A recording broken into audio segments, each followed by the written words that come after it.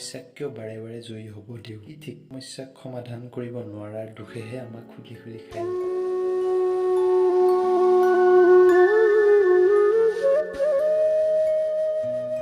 সমস্যাক সমাধান কৰাৰ বাবে আমাৰ পৰ্যাপ্ত একোৱেই নাই, তাক আমি স্বীকাৰ কৰিবই নোৱাৰোঁ।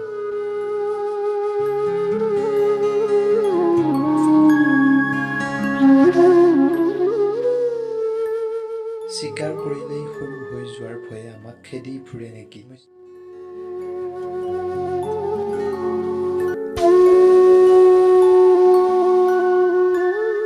সমস্যাৰ সৈতে সহবাস কৰি তাক সমাধান কৰাৰ উপায়ৰ কথা কেতিয়াবা মনলৈ আহেনে? এনে হেজাৰটা অনুভৱৰ সৈতে কাণত হেডফোন এডাল লৈ মন পচন্দৰ গান শুনি কেতিয়াবা সমাধানৰ সূত্ৰ লিখি পাইছেনে?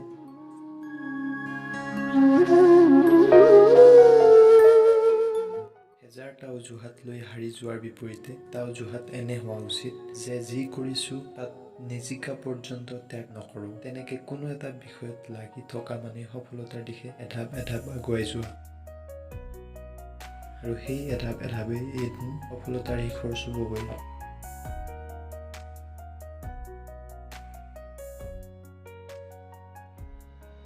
আপোনাৰ সফলতা মোৰ সফলতাৰ সীমাৰেখা কেতিয়াও আনৰ সৈতে তুলনা কৰি কোনোদিন নিদিব। যিয়ে ক্ষতি কৰে, যি ক্ষতি হয়তো দেখা নাযায় কিন্তু কৰ্মক্ষেত্ৰত ই বিৰূপ প্ৰভাৱ পেলায়।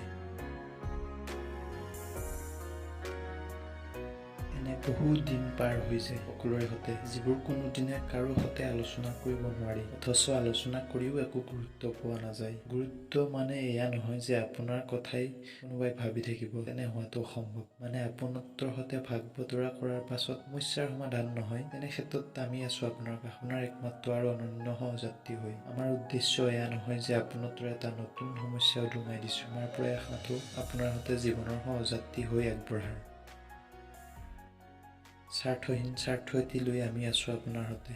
প্ৰতিকূলতাক নেওচি, পৰাধীনতাক নেওচি কেৱল মনবোৰ মুকলি কৰি ৰাখক, যাতে ভালবোৰ অন্ততঃ পলকতেই সোমাই আহিব পাৰে।